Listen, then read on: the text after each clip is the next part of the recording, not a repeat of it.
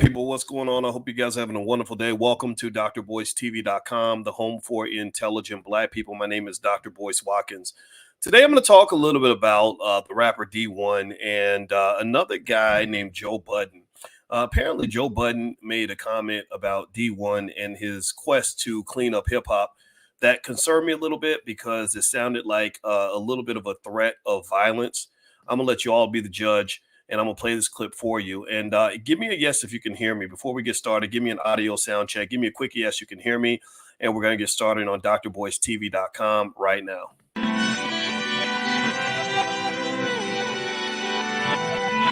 Here we are, clan the isms, cataclysm, great. Our people out here struggling, trying to make it in this state. Everybody out here doing it, but we the ones who late. Now family, we the ones who gotta delegate. Get that money in the power, never be fake.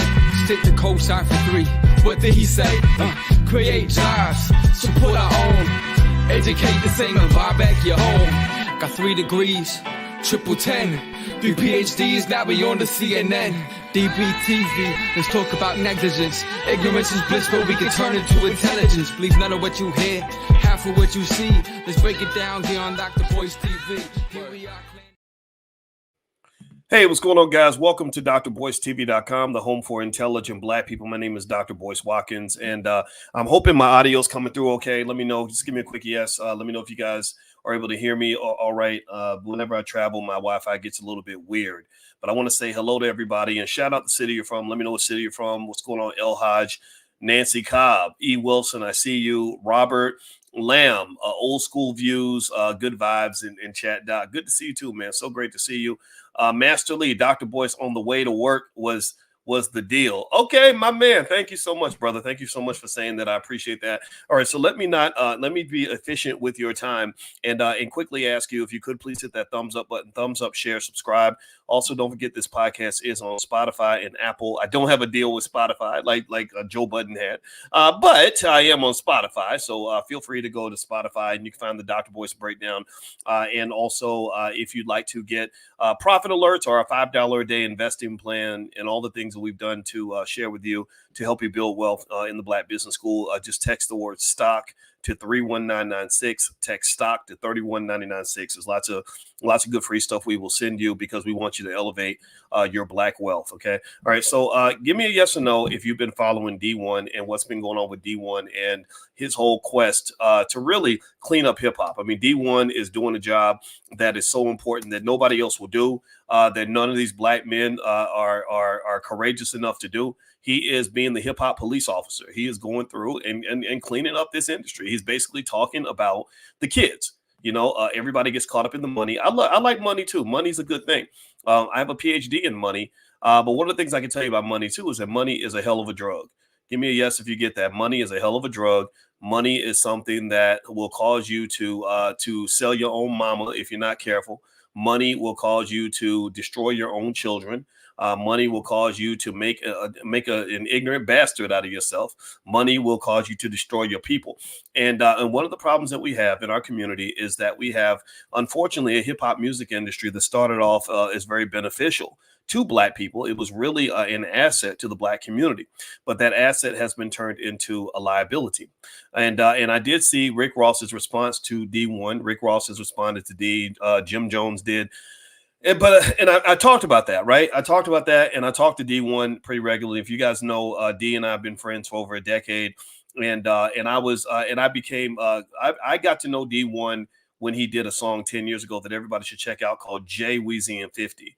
And so he's not fly by night. He didn't just start yesterday. He's been doing this consistently. It's just people weren't always listening. A lot of us have been doing this consistently. Give me a yes if you've seen the people out here. D fortunately is a person that got the attention of the industry, but there were lots of people that were doing this kind of work. And that was why D and I became friends, because I said, this art form, it's so persuasive. It is so influential that corporations spend billions of dollars paying rappers to get black people to destroy themselves. Do y'all understand how powerful that is? That corporations pay record labels and artists billions of dollars to get black people to basically become the Klan. They become the KKK and blackface. where some of these artists, not all of them, y'all know there's artists. I have a love-hate relationship with different artists. There's some that I love, some that I don't. I talk to a lot of artists all the time. I spent 10 hours on the phone last year with Kanye, and he seems like a good guy. He's tough to talk to, but he's a nice guy. Ice Cube, I supported him on his political moves. He and I worked on that a lot. I work with Russell Simmons, who's extremely deep in the industry, and we did great work 10 years ago where we actually were able to get a lot of brothers out of prison. I don't know if y'all remember this. It happened about 2013. Go look it up. I wrote a letter to the president, and Russell, what his role was he took that letter. It's like I was the quarterback. I threw the ball. Russell caught it and ran into the end zone, because what Russell did was he went and got all the artists to sign this letter. And I think Rick Ross signed it, Lil Wayne signed it, so a lot of his friends signed it, even the white folks signed it, Justin Bieber, Kim Kardashian, etc. And what the goal was to use the power of hip hop and the power of celebrity to encourage, I put that in air quotes, encourage the Obama administration to do the right thing, because they weren't trying to do the right thing for black folks. I know a lot of y'all love Barack, and I love him too, but I love you more when you're representing properly. I love you more when you're doing what you're supposed to do. I love you more when you really are following through on the things you promised. And one of the things that was promised that I thought was a no-brainer was that we need to get some of these brothers out of prison. We need to do some real work in the community. So that was one area where the power of hip hop was used for tremendous good. And it wasn't just hip hop. Believe it or not, the catalyst that threw the letter through the roof that got everybody reading it was Justin Bieber. I never met Justin, but he retweeted the link to my letter to the president. And at that point, the Obama administration folded, because at that point, that hashtag, End the War on Drugs, became the number 3 trending hashtag on the planet. And we did that. We got that shit done. And I was super happy and very proud. And it was an honor to work with Russell, because he was an honorable guy. He followed through on his commitments. I don't know anything about his allegations. He's one of those people that's being sued for stuff that allegedly happened many years ago.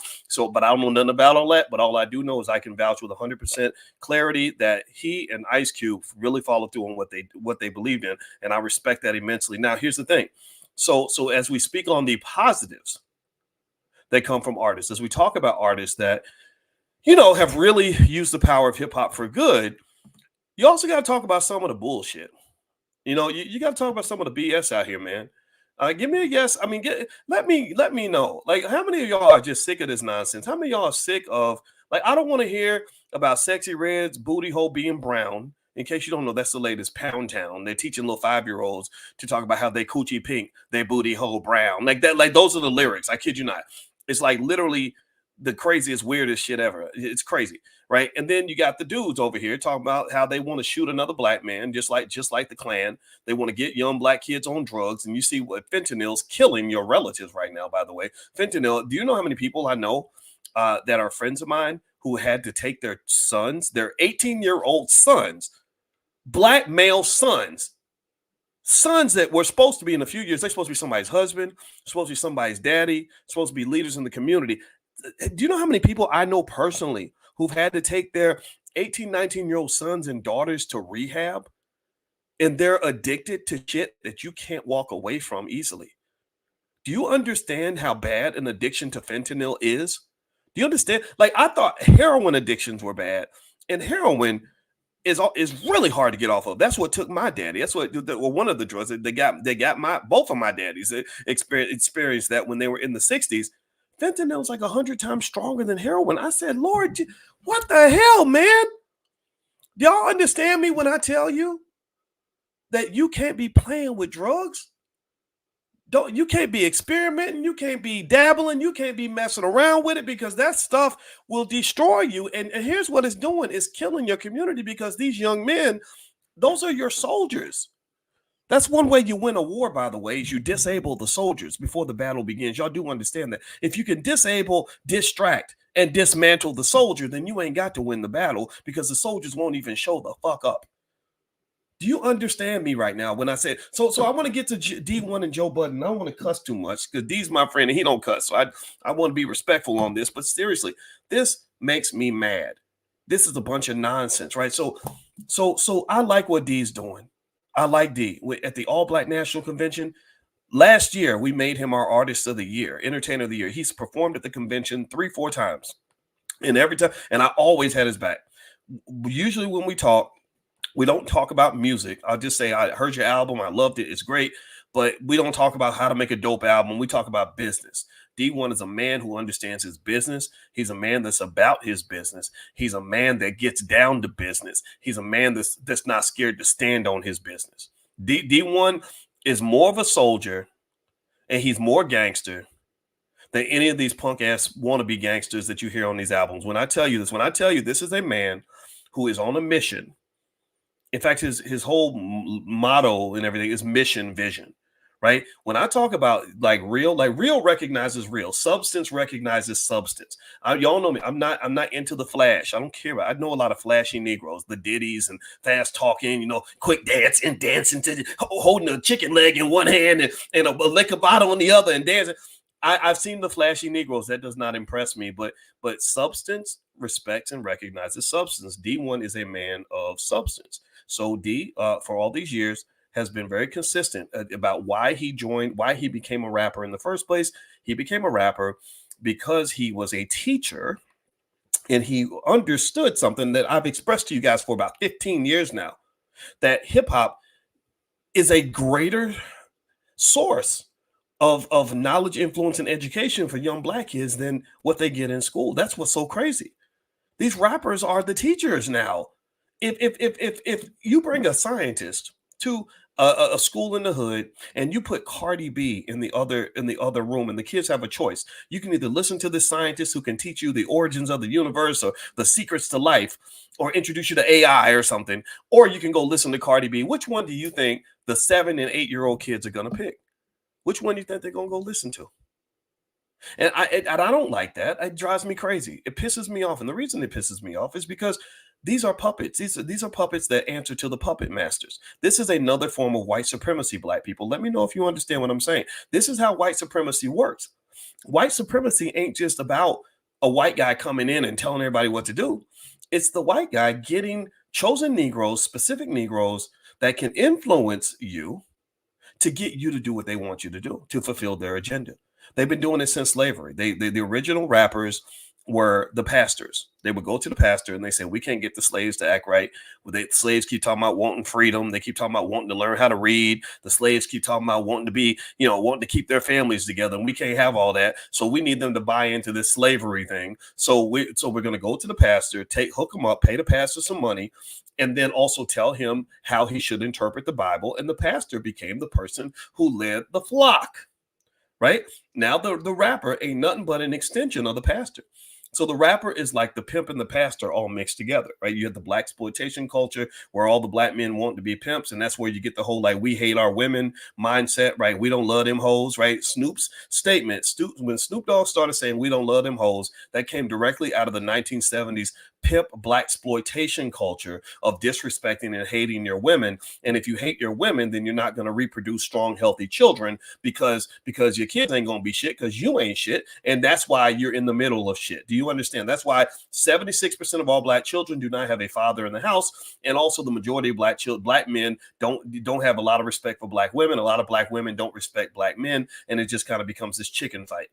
Okay. Do y'all understand? So this stuff has created a mess of epic proportions. It's literally cost the community probably $10 trillion worth of economic activity because somehow somebody decided that it makes sense to go out and get our young people hooked on drugs as early as possible, to get all our young men locked up for as long as they possibly can be locked up, to make sure that Black children are as educated as possible because somebody decided a long time ago that being educated was acting white, right? All these variables come into play. And I didn't even start talking about what's going on with your families. You know, so what I like about D1, and the reason I respect this guy and I would ride to him, I will go to battle with D1 any day of the week, is because D gets it. D was a teacher who became a rapper because he saw as a teacher how influential the music was on the minds of these children. And what's fascinating to me is, and I think D would agree, I got to ask him. We talk every now and then. I'm not talking to him right now, so I say this with a grain of salt. But I speculate that he also agrees that artists are not taking accountability for the influence they have on the community. They're not even thinking about it. They're not. Well, why aren't you thinking about it? Well, why do you think that's okay? Why do you think it's okay to tell young black children who have their whole future ahead of them. Why is it that you think it's okay to encourage them to become the next DMX, where they get hooked on drugs at an early age and they can never come back from that and end up dying as a complete disappointment to their own children by the age of 45, 50 years old? Why do you think that that's okay? Oh, it's because of the money. Enter the finance guy.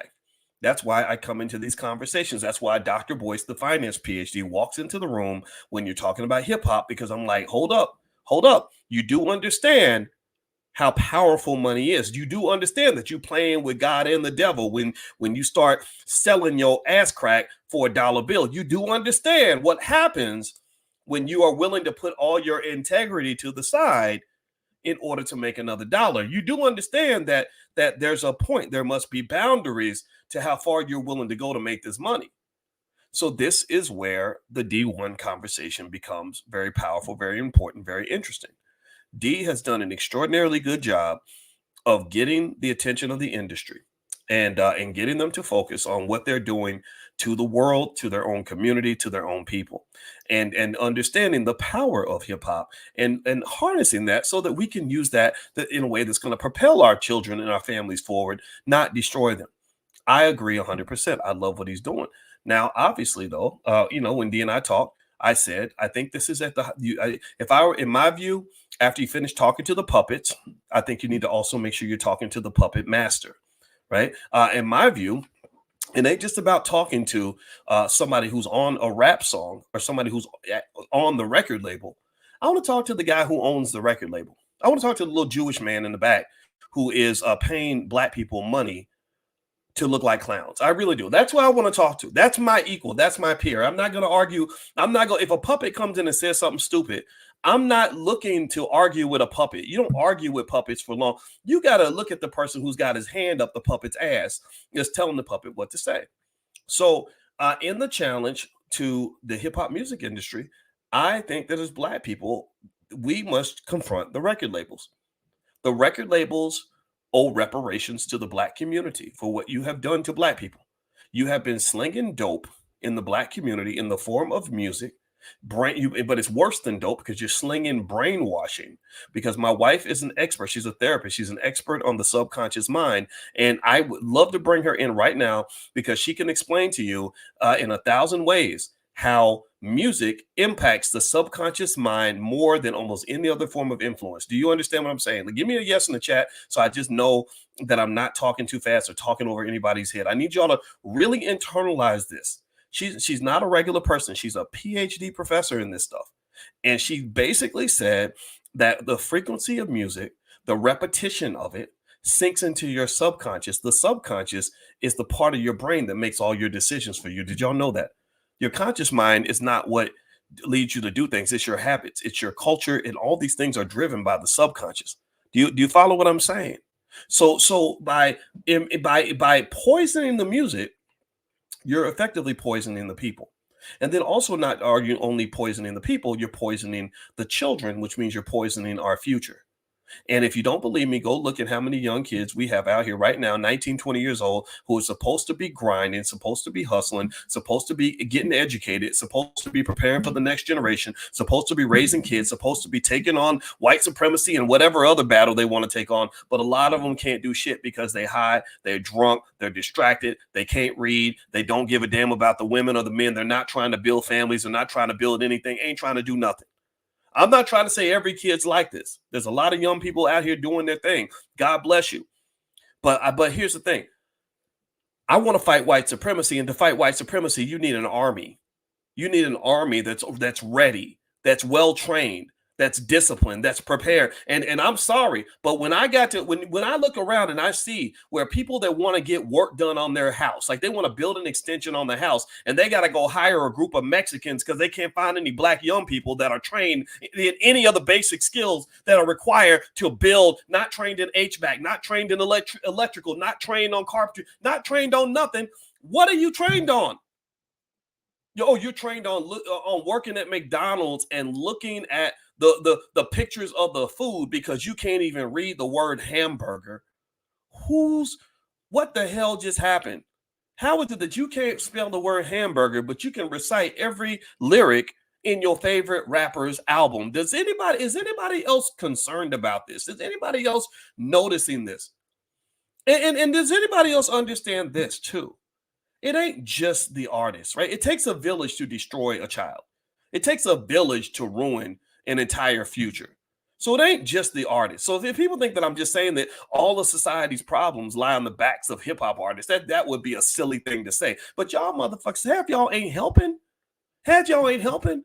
The idea that a black man can have influence over millions of kids and think it's okay to encourage those kids to become drug addicts or alcoholics or to trick away all their money or to murder each other, that is beyond appalling to me. That's shocking to me. That's unbelievable to me. And then when some of these guys are the ages of the Rick Rosses and the Jim Jones, well, you should know better.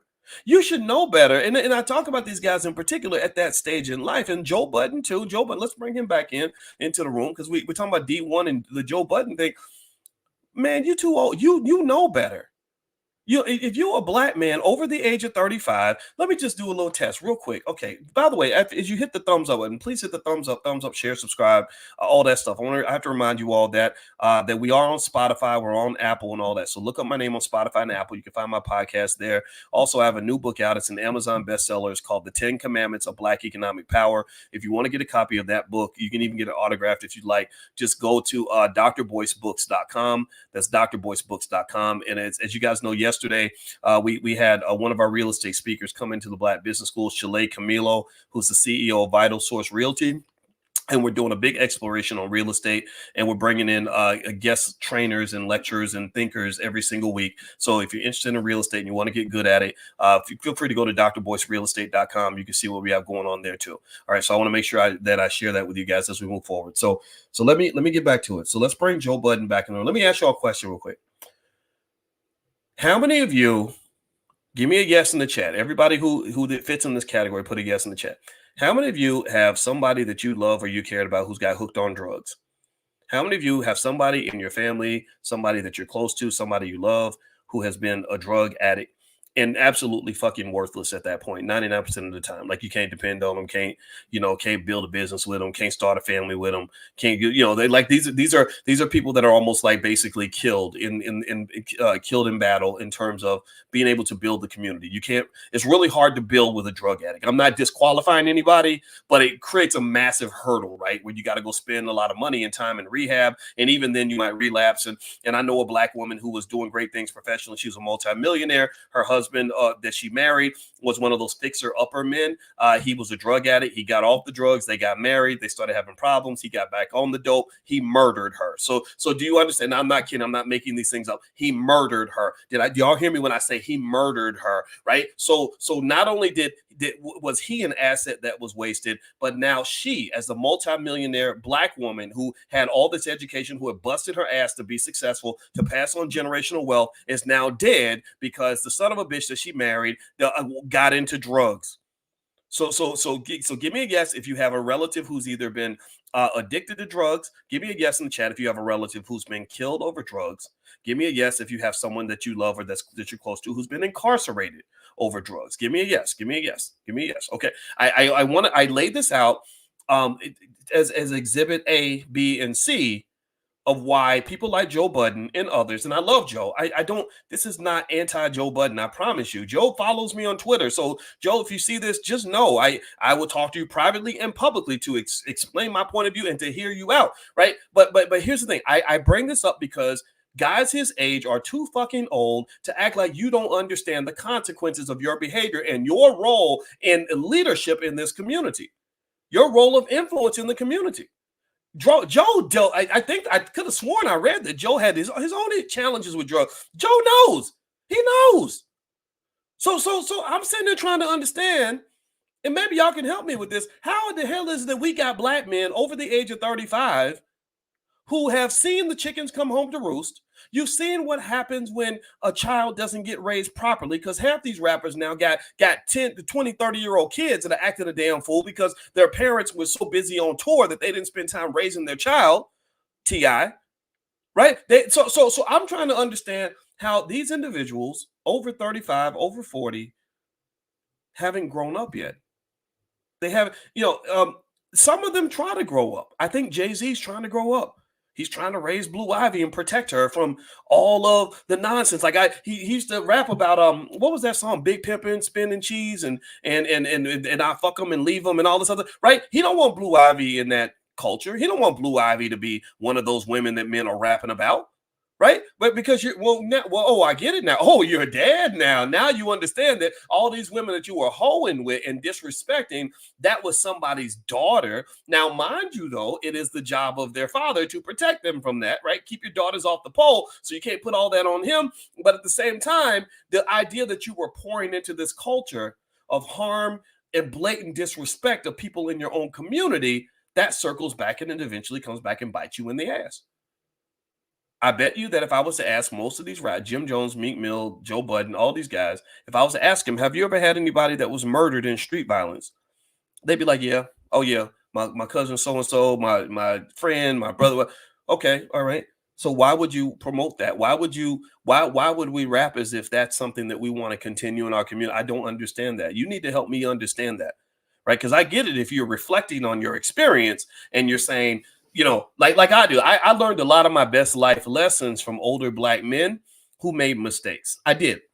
The best uncle, the best teacher in the world sometimes for a kid. This is why some of y'all ladies that got sons, you need to have your sons listen to men like this, have men in their lives. Like, stop thinking you could be the mommy and the daddy. Like, that does not work. We've seen the results of this as well, right? But have them listen to men who've made mistakes, who are truly reflective on those mistakes, who have learned from those mistakes, who regret those mistakes, and let them kind of be honest and say, look, this is why you don't want to do what I did, right? Because I learned, I stayed away from drugs, not because I was sheltered. And if I was sheltered by people who were hooked on drugs. I had my father who implemented a no drug policy in my mind at an early age because my father had to overcome a heroin addiction. Do you understand? Both of my fathers were on drugs. My father that wasn't around and my father that raised me. The one that raised me, though, he walked away from the drugs and he said, I don't want you to go through this. Let me tell you for real what really happens. So it's okay to tell those stories if you're telling them in a way that says you don't want to do this. Like Ice Cube had, he talked to, NWA, they got a lot to account for now. They're not innocent, right? But one thing I liked about Ice Cube's song Dope Man was when he explained what a strawberry was. They call a strawberry and everybody knows strawberry is the neighborhood hoe, right? And then there was a part of the song where he says, if you smoke cane, you a stupid mother ucker. Y'all remember that? Right? So he starts off by saying, this is not what you want to do.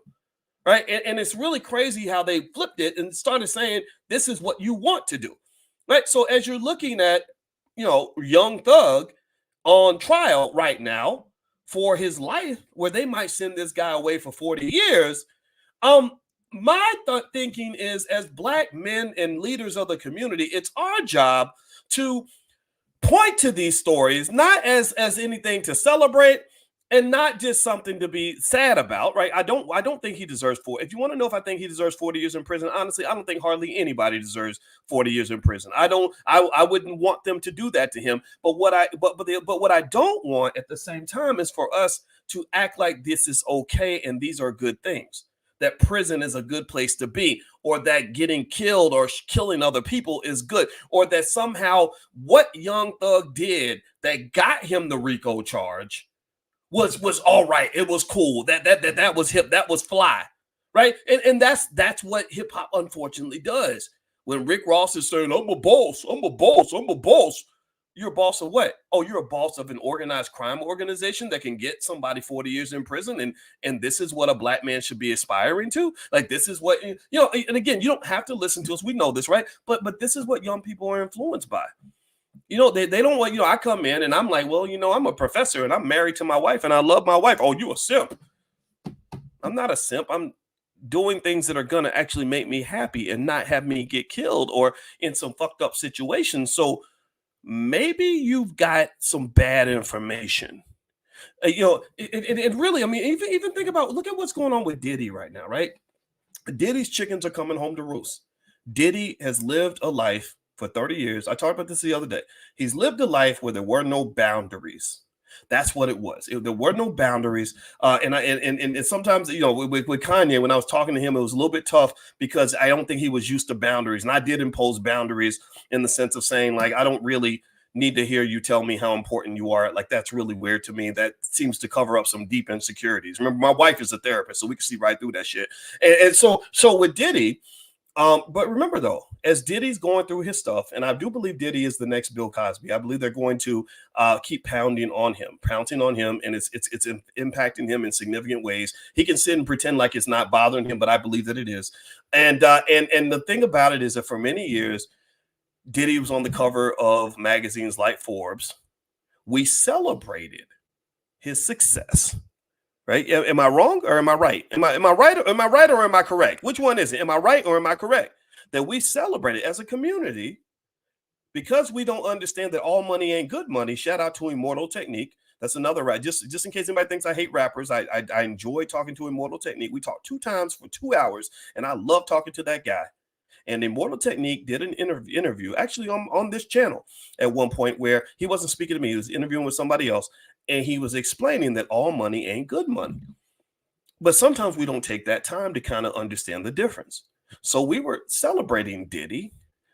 Why? Well, because Diddy's got money. Well, how did he get money? Oh, yeah. What kind of human being is he? Well, it don't matter. He getting money, yo. He getting money. Okay, well, you keep on believing that getting money somehow cleanses you of all the other nonsense that might be in your spirit, and you're going to end up finding out that chickens usually come back home to roost. So Diddy's chickens are coming home to roost, in my opinion. I don't agree, by the way. If you want to know how I feel about these lawsuits coming up 20, 30 years later, I don't like them. I really don't. I don't think that's fair. I especially if it's something that's hard to prove. So that's where I stand on that. But at the same time, I do believe in consequences. And so ultimately, when you're talking about hip hop culture, you're talking about a gigantic shit show. It's a gigantic shit show where for many years, you had individuals that were devoid of any accountability to anyone. They weren't accountable to themselves. They weren't accountable to the Black community at all.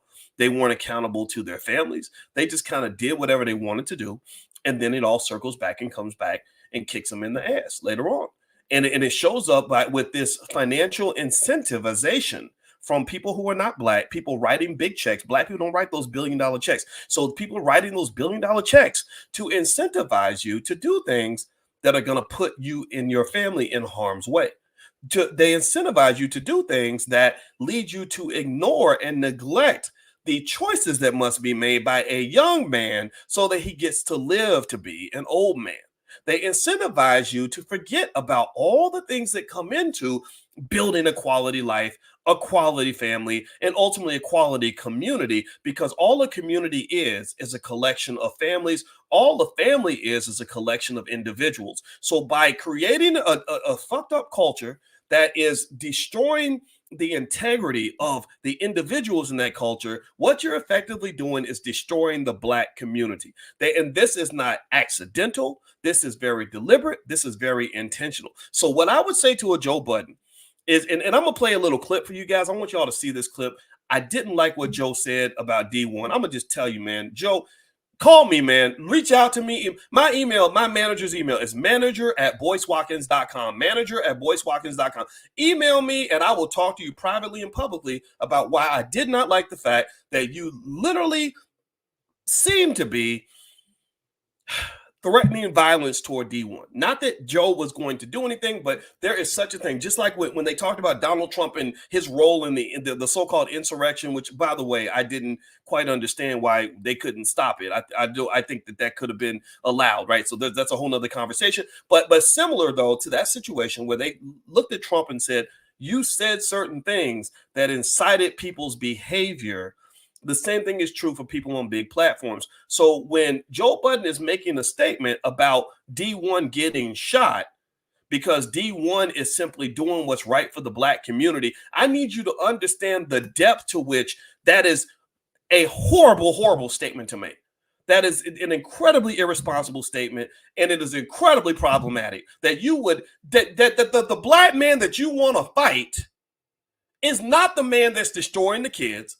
It's not the man that's destroying the community. It's not the man that's encouraging us to be ignorant. It's not the man that's encouraging violence. It's not the man that's trying to get kids hooked on drugs.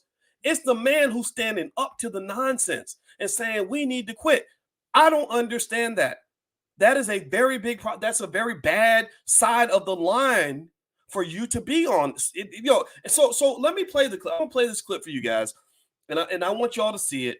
I hope I'm not overreacting to it, and I'm not going to assume that Joe Budden wants any harm to come to D1. For all I know, it could be shaped as a warning. Like, I'm just warning you that this is not good. But I'll just play it, and y'all can give me your 2 cents on what you think. Hit the thumbs up button, thumbs up, share, subscribe. You're watching drboycetv.com, the home for intelligent Black people. Also, don't forget, if you want to get free stuff, I'll send you. I did a free training on how to make money without working. So if that's ever of interest to you, just text the word stock to 31996. It's totally free. Text stock to 31996. I'll also send you a free copy of our $5 a day investing plan that we have in the Black Business School. We're literally investing $5 a day.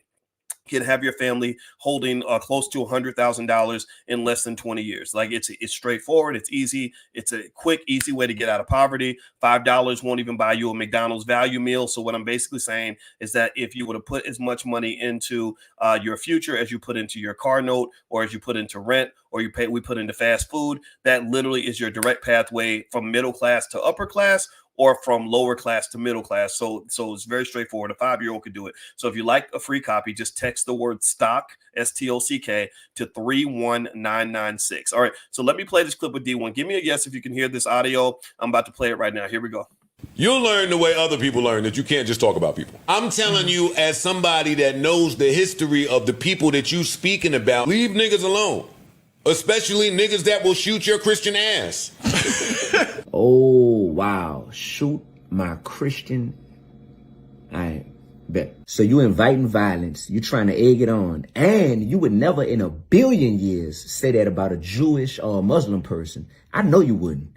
And you still talking about me on your podcast, but I guarantee you don't want to talk to me. Because I think you fear that would end up making you look real bad.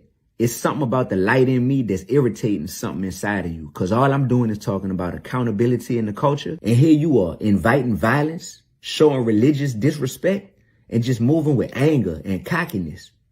Think about that. How about that? That was interesting, right? Let me ask y'all a question. I want you to let me play the clip one more time, and I'm going to point to one. There was about 5 disturbing issues in this clip. I'm going to pick one, and that's what we're going to drill into. I want you to listen to the words carefully. Let's watch it, and we're going to analyze this. This is what I want you. I want intelligent Black people. I want you to really think about this. So let's play one more time. Here we go. You'll learn the way other people learn, that you can't just talk about people. I'm telling you, as somebody that knows the history of the people that you speaking about, leave niggas alone. Especially niggas that will shoot your Christian ass. Oh, wow. Shoot my Christian. I bet. So you inviting violence. You trying to egg it on. And you would never in a billion years say that about a Jewish or a Muslim person. I know you wouldn't. And you still talking about me on your podcast, but I guarantee you don't want to talk to me. Because I think you fear that would end up making you look real bad. It's something about the light in me that's irritating something inside of you. Because all I'm doing is talking about accountability in the culture. And here you are inviting violence, showing religious disrespect, and just moving with anger and cockiness. Think about that. All right. So let's take Joe's statement and let's change a word or two on this statement. So you heard the part where Joe says they will shoot your Christian ass. So my question is, give me a yes or no. Do you think that Joe Budden would say, let's say to a record label executive, they will shoot your Jewish ass? What do you think would happen? Do you think that he would say that? Do you think that he would?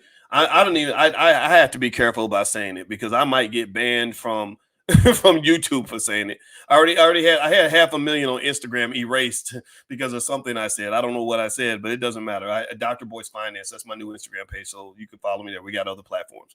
So what do you think? Do you think that he would say that about Jewish people? Or do you think that he would say that if D was a Muslim, they will shoot your Muslim? Do you think that they would? Do you think that he could get away with that? if he said that about the Jewish community. They will shoot your Jewish. You can't say it. Michael Jackson couldn't even say "kike me" in that song. Remember that? And they took it off the radio. So one of the things that does happen is that we tend to be very harsh toward each other because we know we can get away with it, right? We know that we can touch each other, right? It's easy. It's just like sometimes with gang violence, right? I can go kill this guy across the street because he's across the street. I'm not going to go get the guy across town because I know I'm going to get in trouble for that. And I know it takes a lot more work for me to go get the guy across the town. Now, to be fair, when I did talk to D, that was a similar argument I made with him. I said, look, I get it. If you have an issue with certain artists, Jim Jones, Meek Mill, use their names. But I said, I think at some point, love has to win. And I know you are a guy that fights out of love. So I would not make it about like a beef between you and these rappers. We have enough rapper beefs. There's enough rapper beef. There's enough beef in the hip hop to make 10,000 cattle farms, right? So beefing is always popular. There's plenty of beef. And you go through YouTube, go scroll through YouTube. You're going to find black men beefing with other black men like crazy. They do it to get views on their channel. It is what it is. People beef with me, but I don't really usually beef back or say anything back. I don't even watch their videos. I don't. I can see the thumbnails, and I'm happy if they got 50,000, 100,000 views. But I don't really want, because I don't think beef is beneficial for the black community. So I don't think that everything D is doing and what Joe is doing and everybody's doing, I don't think it has to end with beef. It should not end with beef. It should end with public conversations about who the real enemy is. And if you want a little tip, this is what I learned in therapy. This is what they counsel people on in marriage. If you want to have a good relationship, if you get into a disagreement with your partner, you should actually not make your partner the enemy. Your partner should not be the target of your aggression. The problem is not your partner. The problem is the problem. And so if you approach it and say, how can we, with two divergent perspectives, solve this problem together? You're more likely to maintain the relationship than to fight, sit there and fight and try to destroy each other, right? So I think I understand. I get it. I explain this directly to D when we talk. I get the disagreement with you and Jim Jones and Meek Mill and everything else, but I hope this does not end with rapper against rapper, because the real culprit, in my view, it's not the dogs that are in the cage that are fighting. The enemy is the person that built the cage in the first place. Do you understand what I'm saying? So the cage was built by, it was built by people who are not black, who literally love to see black people destroy themselves and destroy each other. It was built by people who make a profit from all this back and forth. I'll never forget, there was a rapper, something Red. The word Red was in his name somewhere. And he was fighting with another rapper. I think it was Tekashi 6ix9ine, and I could have sworn I read that they were represented by the same guy. But these two guys were throwing death threats back and forth at each other, right? And I'm sitting there like, wow, they're really talking about serious stuff. And really, if you look in deeper into some of this rap, that Joe's correct on one aspect of it, that there are some elements of hip hop that are deeply connected and deeply wired in to street activity. And in fact, many hip hop record labels, in my view, started off as ventures designed specifically to launder drug money. Right. You remember Eazy-E was, he had his career selling drugs, and that money went into the formation of some of the entities that they created. I think Death Row Records was connected that way. And I think it still continues. It still continues to this day. Or if you go to Chicago, there were real artists that really got killed when they did drill rap. But the danger of drill rap and the lack of strategy in drill rap, and this is where fathers and men, this is where the missing father comes into play, because your daddies could explain this shit to you. The Larry Hoover types could explain this, is that drill rap and any form of hip hop where they're rapping and trying to keep it real by talking about real things that they've actually done or are planning to do, becomes very easy to accumulate as evidence in a criminal case. Right now with Young Thug, that's the whole debate right now, is should his lyrics be brought in as evidence? And I'm gonna tell you, they are going to be brought in as evidence because most people that know hip hop know that most of the time, excluding Rick Ross, most of the time when a rapper raps about a certain lifestyle, it's expected that that's a reflection of a lifestyle he either lived or is somehow connected to.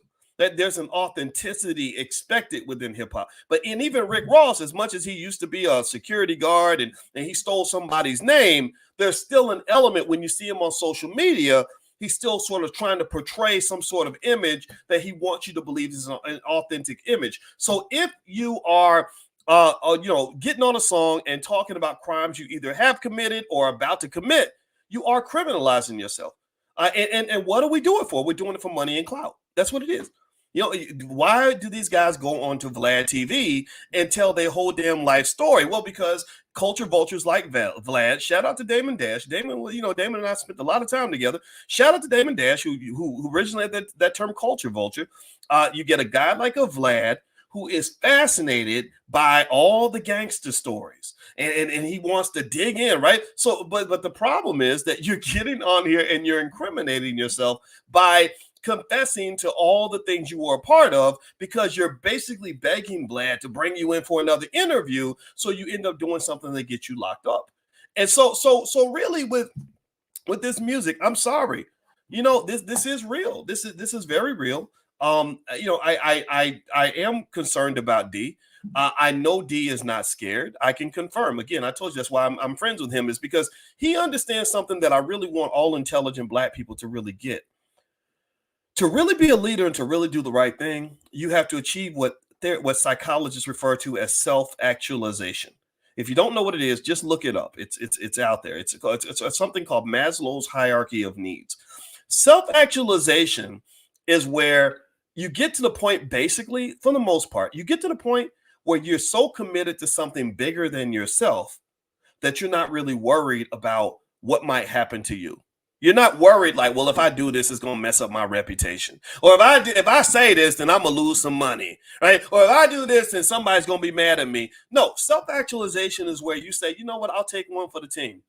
It's like the same reason that on a football team, the most valuable players on the team are not the running backs and the quarterbacks and the wide receivers who dance in the end zone. The most valuable players on the team, in my view, are the offensive linemen whose names you will never know, whose job it is to protect the quarterback. Just ask Coach Prime right now with his 4-8 Colorado Buffaloes how important the offensive line is. If they don't show up, the job doesn't get done. Or the way a mother loves their child, that's another example. A lot of mothers will sit in the shadows and support their child, sacrifice for the child, and not demand any credit for what they accomplish or what they sacrifice, right? Because they're connected to the purpose so deeply, right? So ultimately, what we really need is we need some leaders like that. We need people that are truly connected to what we're trying to do, to the point where they don't really care if they win or lose. They don't care if they live or die. They don't care if they look cool or look stupid.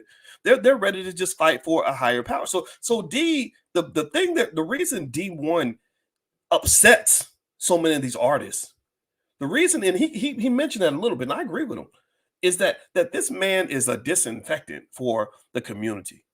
Hip hop is a cesspool, a bacteria-laden, infected, disgusting culture for the most part. Not all of it, but some of it is. A lot of it, like a lot of this hip hop stuff, a lot of this culture, the raping of women in the studio and the drugs and the violence. It's some parts of it, not all of it, right? Because on some levels, hip hop is a powerful, beautiful art form. So let me make that clear. But there's a big chunk of hip hop that just has an underbelly that is just disgusting. Right? So what happens when you take something that is infected and filled with bacteria and just mutilated and rotted, and you spray Lysol on it? What happens then? What happens, right? You get a big reaction, right? If it's your leg or something and somebody sprays a disinfectant on that leg, you're gonna scream, ah, right? So that's what's going on.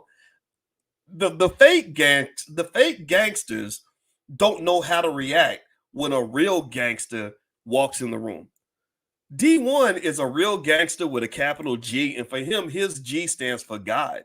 D is a person, in my view, who is completely convinced that he is powered by a higher power. D is a vessel, right? And when you become a vessel, when you become committed to a purpose that's bigger than yourself, and you know you're being powered by a force that never runs out of energy, you ain't scared of some fake pretending wannabe studio gangsters who are so high and drunk half the damn time that they don't even know what the hell they doing. These guys don't rattle him. He's not scared of that. So when Joe Budden steps up and is like, well, they're gonna shoot your Christian ass. Joe, man, I'm sorry, bro. You don't know what you're dealing with. You really don't. I don't think I think D's okay with that. Remember, D's the same guy who did something. I don't know if any other black man who's ever done this. Do y'all know this? That D turned down the chance to sign with Cash Money Records. Cash Money Records begged him. They were asking him to join, and he's like, no, that does not gel with my spirit. That's not where I want to be. Right. And I love that because that's a type of enlightenment that I would love for all of us to have. You know, that type of peace where you know that you're dedicating your life to something that's meaningful, right? And so you may disagree with some of the approaches or the tactics, or you might not like D's music or whatever it is, whatever you like or don't like about him. It's up to you. But I encourage you to pay attention and really tap in to the fact that this brother is operating. He's on a frequency that most of these people can't even understand. This man is and I've always said, you go back 6 years, I was tweeting, I think D1 is the GOAT. The best thing that could ever happen to the black community is for D1 to become one of the most popular artists in the world. Because the day that happens is when you start seeing the community elevating. And then here's another thing too. Martin Luther King had that same self-awareness. He also had self-actualized. That's why when Martin Luther King was sitting with a bunch of other people who were all kind of hanging on because they were all wanting to be part of the movement, somebody heard a gunshot go off and everybody turned because they were worried that they were going to get shot. They were trying to see where the gunshot was coming from. Dr. King was the only one who didn't even respond. And Malcolm X had that too. Malcolm X and Dr. King both knew that they probably weren't going to live to see the mountaintop. They knew that they were not going to personally benefit from what they were fighting for, but they fought for it anyway, right? And I just admire people like that. And some of y'all are doing that in your own lives, right? You can do this on a big scale, right? You can do it on a national scale, and I'm a cheer D1 on to the end. Y'all know me. I'm loyal to a fault. I will ride to the wheels fall off for this brother. But also, I want you to have that same energy for something that you believe in. Because everybody has a circle of influence. Everybody has a space that you can that you can impact. Everybody does, right? If you're the mother of a household, you have so much power that you can't even imagine. You can elevate or traumatize. If you're a father, that is an extraordinary amount of influence. A great father can elevate and give tremendous confidence to the people around him and take them to another level, or he can traumatize that family so bad that the trauma lasts for 100 years. Just as Robin Simpson, a member of the B1 community who spoke at our convention, who just last week was murdered by her husband in front of her daughter. She got stabbed 50 times in the face and he cut her heart out. That's what this son of a bitch did, because this was, in my view, an example of masculinity gone bad. Right. This is where he used that God-given power of masculinity, that God-given ability that we have as men to manifest a reality. And he created a nightmare. Well, why? Well, because he had not dealt with his shit. This man had not fixed himself. So what I'm saying to you is, men, with all of y'all who got kids or anybody around you that you influence, fix your shit. Fix your shit, because when you get older, you get responsibility. You have the ability to impact other people. Fix your shit. Go see the damn therapist. Fix your shit. Half these kids out here that are struggling, suffering, angry, going through it, they're going through it because their parents did not fix their shit.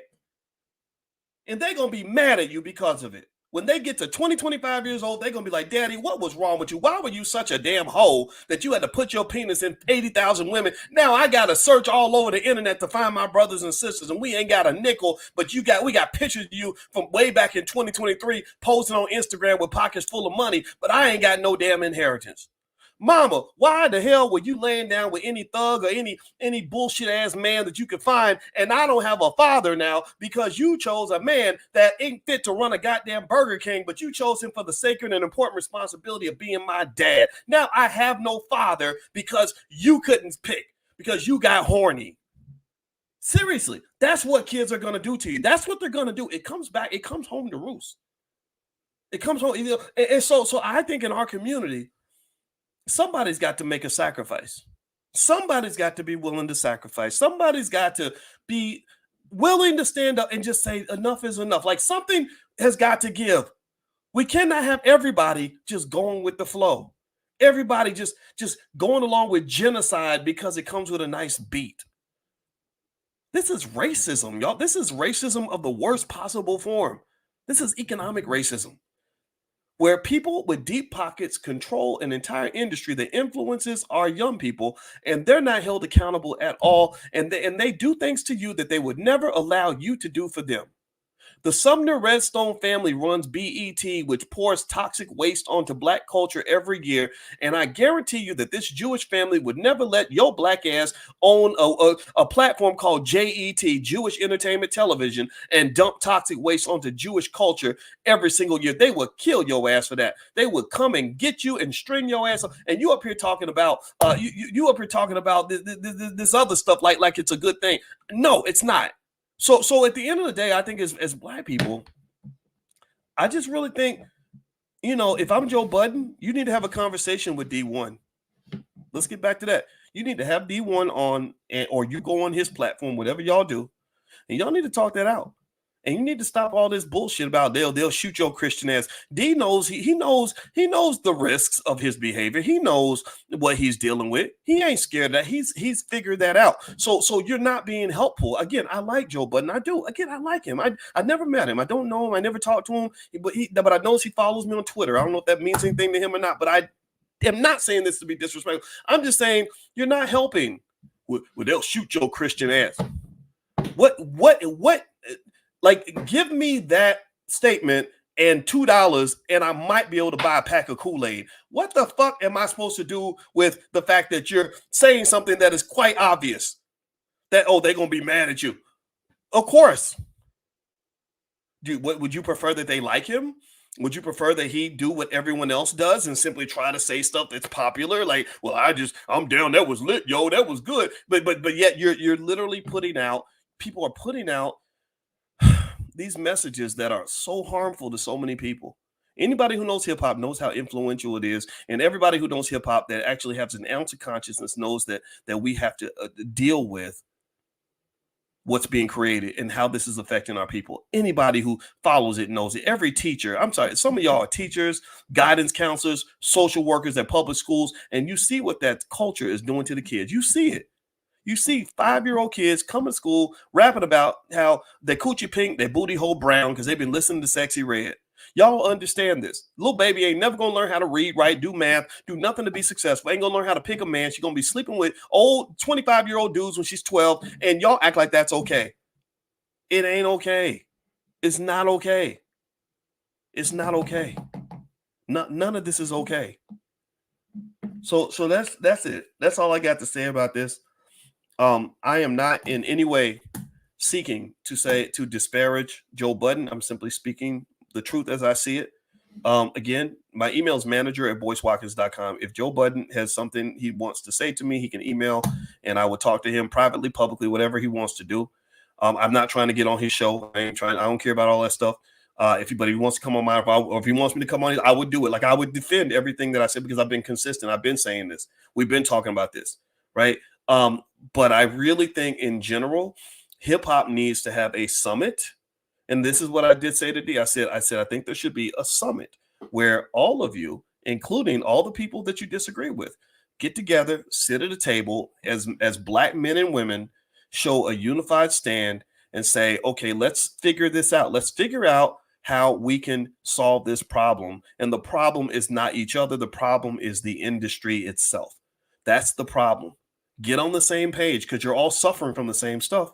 All of you have had friends that have gotten killed. All of you have friends that have gotten on drugs. All of you have friends that are incarcerated. So you should be allies And the only reason you can't be allies is because somebody in the office in the back is playing divide and conquer. Somebody's writing checks to sort you out the same way they did the Hutus and the Tutsis when they were hacking each other up in Rwanda. That's what they do. That's how white supremacy works. In case you don't know, that's how it works. So don't fall for the banana in the tailpipe. Start playing chess, not checkers. That's the only way we can win. That's the only way we can win. Because I don't want to see another hip hop beef. I done seen enough of those. I don't care about that crap. All right. Anyway, thank you all for listening. I appreciate your time. My name is Dr. Boyce Watkins, in case you don't know. My website is boycewatkins.com. There's lots of free resources there if you want to build your wealth. My PhD is in finance. You guys know this. I'm a finance professor, and my goal is to have all of our people economically smart, economically strong, and doing well financially. So if you'd like to get free stuff from me, I'll send you stuff right away. I'll send you a list of AI stocks that I've invested in, things like that. Just text the word stock to 31996. Text stock to 31996. And also my new book is called The 10 Commandments of Black Economic Power. If you would like to get a copy of that book, or also my wife, Alicia, she's a therapist. And we actually have the first ever Black financial therapy department in the Black Business School. So if you'd like to take a look at some of my books or my wife's books, just go to drboycebooks.com. Hit that thumbs up button, thumbs up, share, subscribe. Make sure you also follow on Spotify and stuff like that. And I'm about to get on out of here, guys. So have a good one, and I'll see you soon. Take care now. Peace.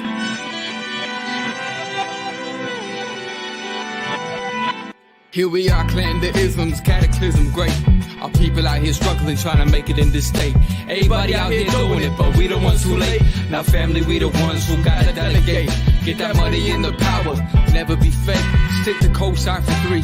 What did he say? Create jobs, support our own. Educate the same and buy back your home. Got 3 degrees, triple 10. 3 PhDs, now we on the CNN. DBTV, let's talk about negligence. Ignorance is bliss, but we can turn it to intelligence. Believe none of what you hear, half of what you see. Let's break it down here on Dr. Boyce TV. Here we are.